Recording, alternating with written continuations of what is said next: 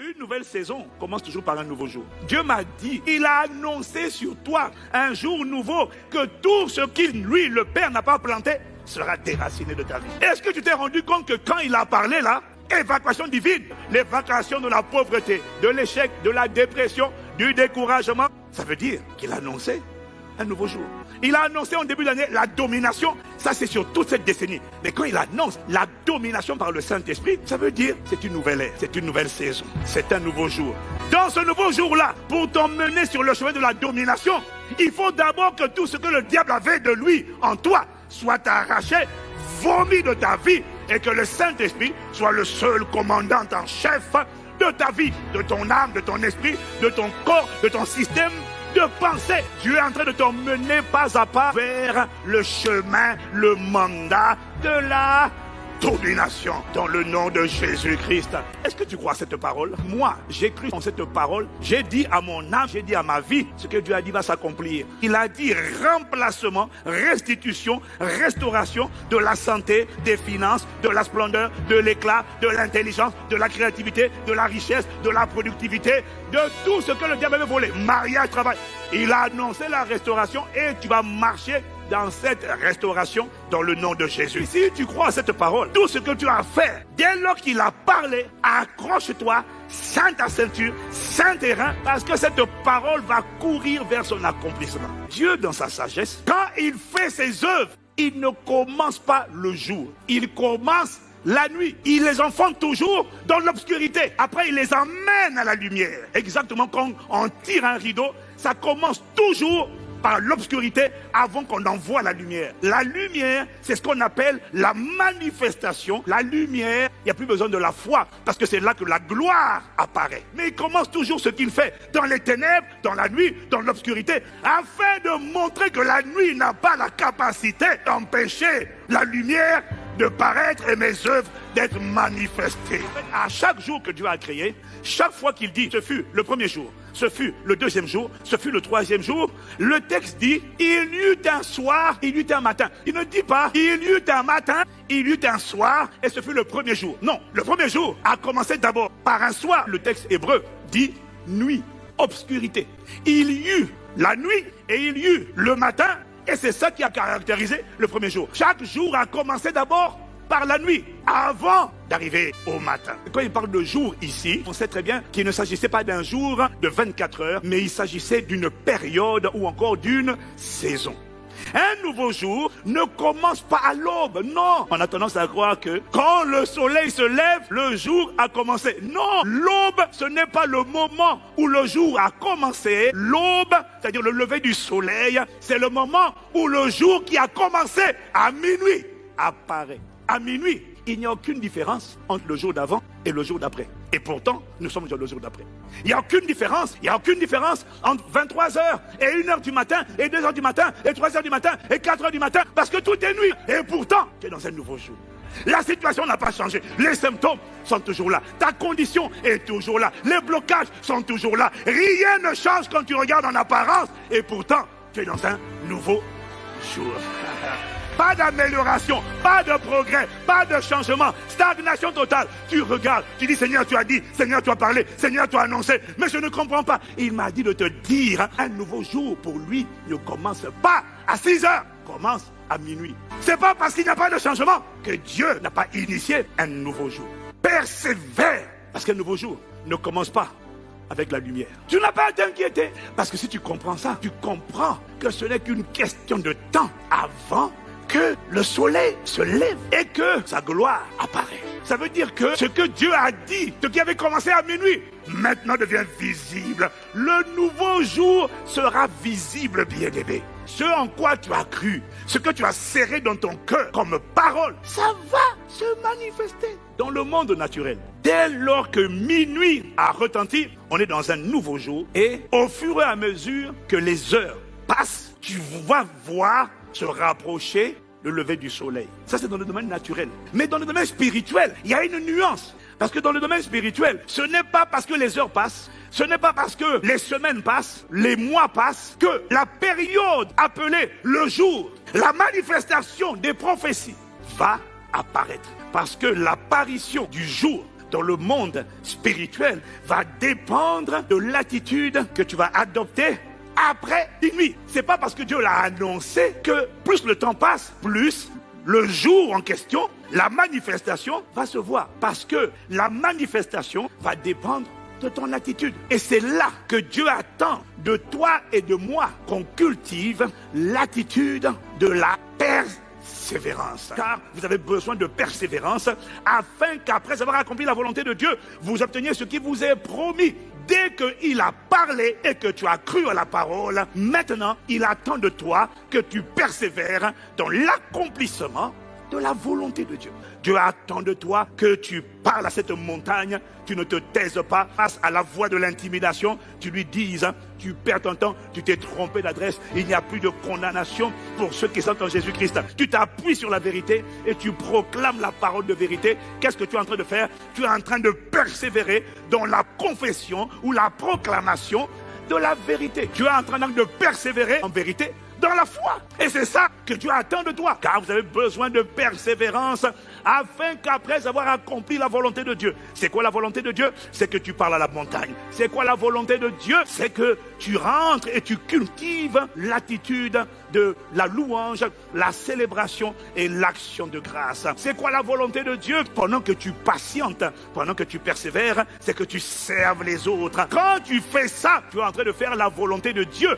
Et c'est ce qui te qualifie pour obtenir ce qui t'a été promis. Ça veut dire que si tu ne le fais pas, si tu ne pratiques pas la volonté de Dieu, l'horloge de Dieu, le tic-tac, tic-tac, tic-tac de Dieu peut être bloqué. Pas parce que Dieu l'a dit et que le temps passe, que la prophétie se manifeste. Non, c'est quand Dieu l'a dit et que maintenant, tu obéis, tu fais ce que Dieu attend de toi que tu fasses. Au lieu de te plaindre, tu ne te plains plus, tu ne murmures plus, tu ne te lamentes plus, tu rends grâce seulement. Quand Dieu attend de toi que tu fasses quelque chose et que tu ne le fais pas, tu dois comprendre. Le temps qui t'a mené vers la manifestation du jour est arrêté. La désobéissance, ça ne veut pas forcément dire péché. Parce que quand Dieu dit rends grâce, que tu ne rends pas grâce, tu es en train de désobéir. Quand Dieu dit sème et que tu ne sèmes pas, tu es en train de désobéir. C'est pas que tu as péché, tu n'as pas commis la publicité, le vol, le mensonge, non. Quand Dieu dit prie, ne te relâche pas et que tu ne pries pas, tu dis oh je suis fatigué, je ne prie pas. C'est de la désobéissance. Tant que tu n'es pas en train de faire ce que Dieu te demande de faire, au lieu que le temps qui passe te rapproche du jour de la manifestation de la prophétie, l'horloge de Dieu est bloquée. Et quand l'horloge de Dieu est bloquée, tu as l'impression que la prophétie ne court plus vers son but. En fait, elle est en voyage vers son but, mais elle peut être mise en pause. Il dit car la prophétie, elle est pour un temps fixé. Elle marche vers son terme, elle ne mentira pas. Il dit si elle tarde, attends-la. Ce qui fait qu'elle tarde, ce n'est pas Dieu qui est en retard. C'est l'homme qui n'est pas en train de faire ce que Dieu te demande de faire. Ne t'inquiète pas pour la période de jour. Si tu veux te préoccuper de quelque chose, préoccupe-toi de faire la volonté de Dieu. Parce que c'est l'accomplissement de sa volonté qui te rapproche du lever du jour. Une nouvelle saison commence exactement à minuit. Ce n'est pas le minuit physique. Le minuit, c'est quand Dieu dit, je fais une chose nouvelle. Dès que Dieu dit ça, dans le monde invisible, on a entendu gong, gong, gong, les 12 coups de minuit. Quand les 12 coups de minuit ont retenti dans l'invisible, ne t'endors pas. C'est là maintenant, Dieu te dit, persévère. Utilise la foi de Dieu pour résister au diable, pour déloger ses sycomores. Peigne dans l'action de grâce, peigne dans la louange, serre les autres. C'est cette obéissance-là à la volonté de Dieu qui te rapproche du jour. Quand Dieu a parlé, ne te tais pas, pratique ce qu'il te dit de pratiquer. Imite Paul et Silas. Qu'est-ce qu'ils ont fait? Vers le milieu de la nuit. La version anglaise dit midnight hour. C'est minuit, vers minuit. Paul et Silas priaient et chantaient les louanges de Dieu. Maintenant la Bible dit que les prisonniers les entendaient. Tout à coup, il se fit un grand tremblement de terre, de sorte que les fondements de la prison furent ébranlés. Au même instant, toutes les portes s'ouvrirent et les liens de tous les prisonniers furent rompus. Le texte a été écrit, pas pour nous dire qu'ils ont commencé à minuit, mais pour nous décrire ce qui s'est passé à minuit. Dieu venait d'ouvrir, de commencer un nouveau jour. Depuis que nous avons commencé à prier, les fondements des prisons qui tenaient ta vie, les fondements des prisons de pauvreté, les fondements des prisons de stérilité, les fondements des prisons d'infirmité, des prisons de mort, des prisons de sorcellerie, bien aimé, ne cherche pas. Ces prisons, ces fondements ont été ébranlés, ces prisons ont été saccagées, et même les prisonniers, les portes des prisons ont été ouvertes. Le salut de ta famille a été scellé, a été libéré. Le salut de tes amis a été libéré. Les gens dans ta famille qui étaient prisonniers de l'échec, du célibat chronique, des maladies chroniques, ces prisons ont été ouvertes. Ça s'est fait quand? Quand Dieu a dit nouveau jour. Ça voulait dire que c'était fait. Mais bizarrement, les fondements ont été ébranlés la nuit. Mais les Paul et Silas sont sortis de prison le jour. Ça veut dire le temps de la manifestation. Mais ça a été conçu quand? La nuit. Et la nuit, ils ne sont pas sortis de la cellule. Ils étaient toujours physiquement dans la prison. Et pourtant, c'était un nouveau jour. Les fondements avaient été renversés. Mais physiquement, leur vie n'avait pas changé. La maladie est là, la situation est là. Mais Dieu dit, les fondements des prisons qui te retenaient ont été ébranlés. Mais tu vas voir, constater la manifestation de cette sortie. Quand ça? Le jour. Qu'est-ce qui va amener la manifestation du jour? C'est l'attitude que tu vas avoir pendant la nuit. Maintenant, regarde ce que Paul et Silas ont fait pendant la nuit. 1. Ils ont loué Dieu, ils ont célébré, ils ont rendu grâce à Dieu. 2. Ils ont servi les autres. Ils ont annoncé la bonne nouvelle au geôlier et à toute sa famille.